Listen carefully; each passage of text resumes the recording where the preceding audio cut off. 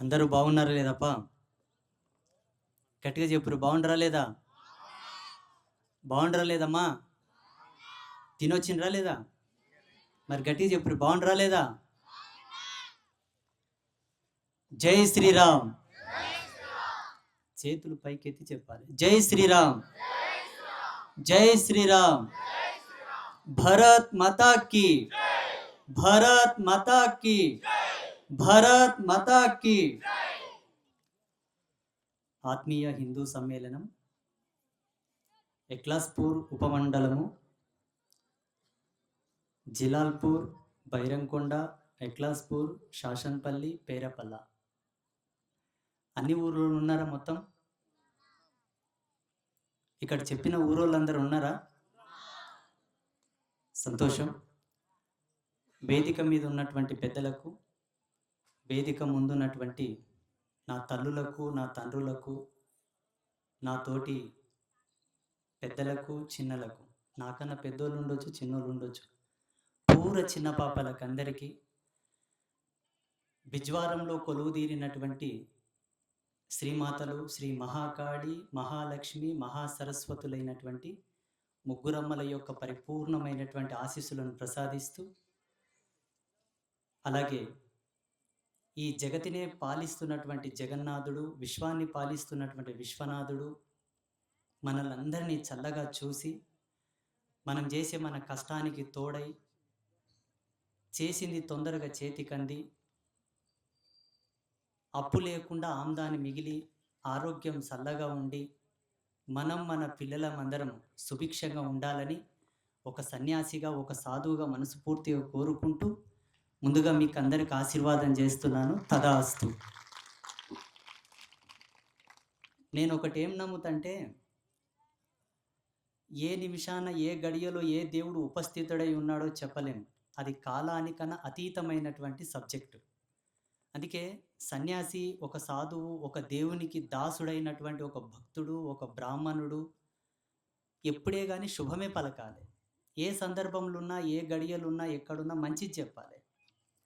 ఇంతమంది మీ ఒక స్థానంలో కలిసాం, ఏదో ఒక కోణంలో. ఫస్ట్ మీకు కావాల్సింది ఏంది? మీ జీవితాలు చల్లగా ఉంటేనే తర్వాత దేవుడు. మీరు బాగుండలేనప్పుడు దేవునితోనేం పని, దయ్యంతోనేం పని? అందున మీరందరూ నా పిల్లలు, నా హిందువులు, నేను మీ బిడ్డని. మీ బిడ్డనైనప్పుడు నా తల్లిదండ్రుల క్షేమం నేను కోరడం ధర్మమే.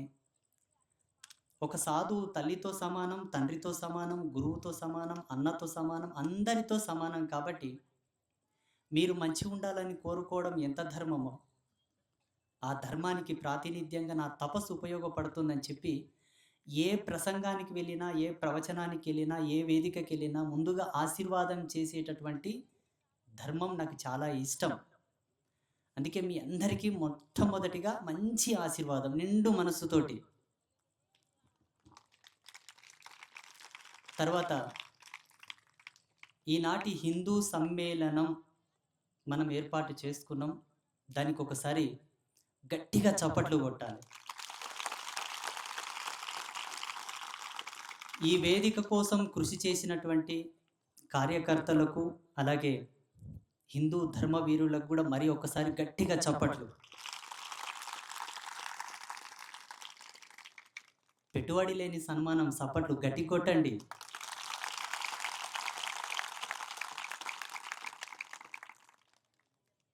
ఇది రెండవ వేదిక. మాన్యశ్రీ లింగం సుధాకర్ రెడ్డి గారు, విద్యాభారతి దక్షిణ మధ్య క్షేత్ర సంఘటన మంత్రి, ముఖ్య వక్తగా ఇక్కడ. ఇంతకుముందు ఒక కార్యక్రమం హైదరాబాద్లో వారిని మొట్టమొదటిసారి కలిసిన, ఇది రెండవసారి. మన సంఘంలో అంటే రాష్ట్రీయ స్వయం సేవక సంఘ, మన ఆర్ఎస్ఎస్లో ప్రాంతీయమైనటువంటి సాంస్కృతిక ధర్మానికి దగ్గరగా, అత్యంత అనుకూలంగా మాట్లాడినటువంటి మొదటి వక్త నేను ఇన్ని రోజుల నా ప్రయాణంలో. ఎలా మాట్లాడితే జనాలకు ఆ భాషన, ఆ మాట తీరు తొందరగా కనెక్ట్ అవుతుందో, అది భాషా చంద్రిక శాస్త్రం మీద పట్టున్న వాళ్ళకు మాత్రమే తెలుస్తుంది. నాడిని బట్టి మాట్లాడాలి. మన సంఘంలో ఎందరితోనూ నేను ప్రయాణం చేశాను, పెద్ద పెద్ద వాళ్ళందరితో కలిశాను, అందరితో కూడా అనుబంధం ఉంది. వాళ్ళ పద్ధతిలో వాళ్ళు మాట్లాడతారు. గ్రాంథికమైన భాష, పుస్తక పరిజ్ఞానం, వాళ్ళ శైలిలో వాళ్ళు మాట్లాడతారు. కానీ మా రెడ్డి గారు మాత్రం హ్యాట్స్ ఆఫ్. ఒకసారి గట్టిగా చప్పట్లు కొట్టాలి. నేనెంత మురిసిపోతున్నానో ఆడ కూర్చొని. ఇంక జరసేపు మాట్లాడింటే బాగుండే అనిపించింది నాకైతే.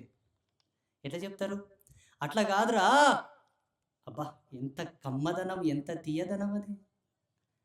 ఎంత అద్భుతంగా ఉంది చూడండి. ఆ యాస, ఆ ప్రాస ముఖ్యంగా మన పల్లెటూళ్ళలో చాలా అవసరం అది. రెడ్డి గారు ఏమనుకోకండి. మీరేం చదువుకున్నారు? అబ్బా! గట్టిగా చప్పట్లు కొట్టండి ఒకసారి. సరే. సార్ మన కోసం వచ్చారు. చాలా అద్భుతంగా మాట్లాడారు. మహిళా వక్త గారు మాట్లాడేటప్పుడు నేను లేను. కొంచెం ఆలస్యం అయింది. అయితే ఇప్పుడు నేను గూడా మాట్లాడతా. నాకు కూడా అవకాశం ఇచ్చిండ్రు. నాకు భగవంతుడిచ్చిన జ్ఞానం ప్రకారం ఎంత మాట్లాడాలో అంత మాట్లాడతా. నేను మాట్లాడతా, సారు మాట్లాడిండు, ఇంకొకరు మాట్లాడతారు, ఇంకొకరు మాట్లాడతారు, మాట్లాడతారు అయిపోయారు. లాభం ఏముంది? ఫలితం ఏమిటి?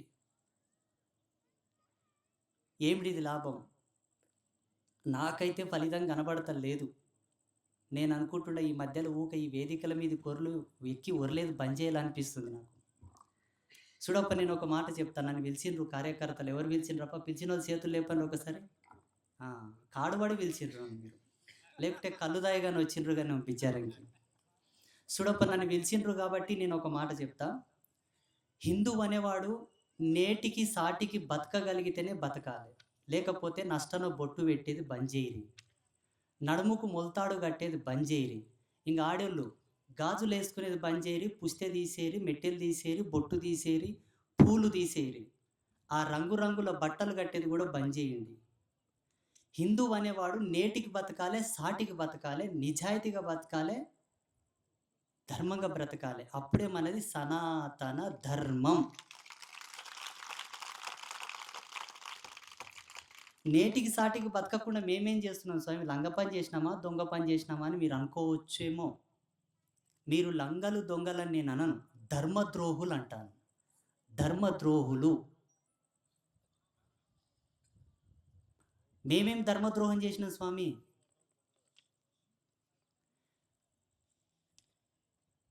భూమి మీద కూర్చున్నారు, మీ కాలు భూమిని తాకుతున్నాయి, గాలిని పీలుస్తున్నారు, నా కళ్ళ ముందు ఉన్నారు. అబద్ధం చెప్పకండి. ఇక్కడ కూర్చునే వాళ్ళందరూ వేదిక మీద ఉన్నోళ్ళు, కింద ఉన్నోళ్ళు ఎవరెవరు పీర్ల పనుగా చేస్తారు? చేతులు లేపురు. లేపలే, లేకపోతే పాపం తగులుతా చెప్తున్నా. లేపండి. కందుర్ల కాడిపోయి దర్గాల కాడిపోయి ఎవరెవరు ఉరుసులు చేస్తారు, కందులు చేస్తారు? చేతులు లేపురి. శభాస్. ఇప్పుడు కొట్రి, గట్టిగా చప్పట్లు కొట్రి, కొట్రి. ఎంత గట్టి కొట్రి, ఇంకా కొట్రి. ఇది మన ఘనత. ఇది ఇది మన ఘనత అంటే నేను చెప్పినా కదా. చూడప్ప, బతికితే నేటికి బతుకుర్రి, సాటికి బతుకుర్రి, నిజాయితీగా బతుకుర్రి తప్ప మీరందరూ ధర్మద్రోహం చేసేటోళ్ళు. ఎలా? ఏ విధంగా? ఏం చేసినాం ధర్మద్రోహం అంటే?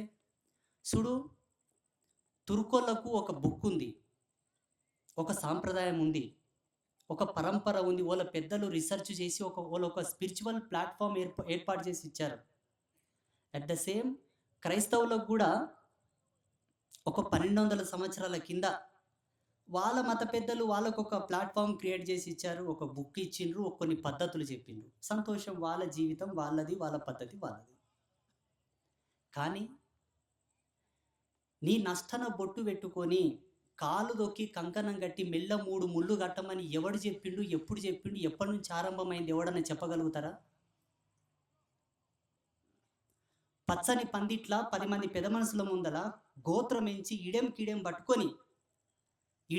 పట్టుకొని పచ్చని పందిట్ల ముత్యాల తలంబ్రాలు తల మీద వేసుకొని అవుననిపించుకొని ఆడపిల్లని ఇంటికి తెచ్చుకుని సాంప్రదాయం ఎప్పుడు పుట్టిందో ఎవడన్నా చెప్పగలడా?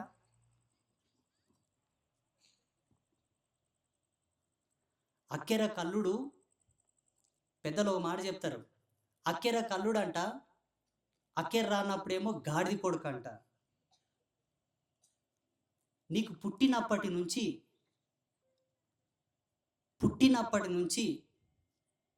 నీకు పురుడుతో మొదలుకొని సచిన తర్వాత 11 దినవారాల వరకు ప్రతీది కూడా నా ధర్మంతో నీవు ముడిపడి బతుకుతున్నావు.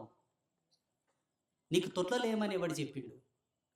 తొట్లలేసిన తర్వాత నీకు ఒక మంచి పేరు పెట్టమని ఎవడు చెప్పిండు? ఏమన్నా పని చేస్తే పంచాంగం చూసుకోమని ఎవడు చెప్పిండు? ఆ పంచాంగం ఎవడు రాసిండు? ఎవడిచ్చిండు ఇవాళ? మన గురువులు ఇచ్చిండ్రు, మన ఋషులు ఇచ్చిండ్రు. నిండు ముత్తైతనం మన ధర్మం అంటే నిండు ముత్తైతనం పుట్టినప్పటి నుంచి సత్యంత వరకు. ఇవన్నీ మనవి చేసుకుంటా నడమతలి ఈ అడ్డం వచ్చిన పంచాయతీలు ఎక్కడి నుండి వచ్చినాయి మీకు? మా పెద్దలు చేసిండ్రు స్వామి, మా పెద్దలు చేసిండ్రు, మా పెద్దలతో పాటు మేము కూడా తండ్రి చూపించిన బాటలే కొడుకు పోలే కదా స్వామి, మళ్ళీ చేస్తాం, ఏం చేయమంటివి? ఇంకా చేయకపోతే మళ్ళీ ఏమైనా అవుతుందో ఏమో, చేయకపోతే మళ్ళీ ఏమైనా అవుతుందో ఏమో. చూడండి, ఈ ప్రపంచంలో పూజలు చేయనోడే సుఖంగా ఉన్నాడు, దేవుళ్ళకు మొక్కనోడే బాగున్నాడు, దేవుళ్ళకు మొక్కినోడే కన్ఫ్యూషన్లో ఉన్నాడు. It's a true, 110,000% true. ఇంకొక విషయం చెప్తాను, ఏమి చదువుకోని వాడే ఆరోగ్యకరమైన జీవితం జీవిస్తున్నాడు, బాగా చదివినోడే అనారోగ్యమైన జీవితం జీవిస్తున్నాడు. ఇది కూడా 100% సత్యం. ఇప్పుడు చెప్పండి, తుర్క దేవుళ్ళని చేసినోళ్ళు చచ్చిపోరా? చర్చిలకు పోయినోనికి రోగాలు రావా? పీర్ల పండుగ చేసిన వాళ్ళకు దర్గాల దగ్గరకు పోయి 10 ఆటల కందురు, 100 ఆటల కందురు, 1000 ఆటల కందురు, 2 ఆటల కందురు, 1 ఆట కందురు చేసినోనికి రోగాలు రావా? అప్పులు కావా? వాళ్ళ ఇంట్లో చచ్చిపోతలేరా? గొడవలైతే లేవా? ఏమి తక్కువైందని పోతుండవు, ఆడిపోతే నీకు ఏమి ఎక్కువైందని పోతుండవు. సరేనప్ప, మీరు బుద్ధిమంతులు పోతారు, నేనే పనికిరాను అని నేను ఒక మాట అడుగుతా, చెప్పురి. అసదుద్దీన్ ఓవైసీ, అక్బరుద్దీన్ ఓవైసీ ఈనాడు మహమ్మదీయ సమాజానికి పెద్ద లీడర్లుగా వాళ్ళు చలామణి అవుతున్నారు. వాళ్ళు అనుకుంటున్నారు లీడర్షిప్ అంటే అది కాదు, నాయకుని లక్షణాలు ఏమీ లేవు వాళ్ళ లోపల. నేను మాట్లాడతా బాధ్యతగా. నాయకత్వం అంటే 10 మందికి దిశానిర్దేశం చేసేదే తప్ప 10 మందిని బలి పశువులను చేసేది నాయకత్వం కాదు.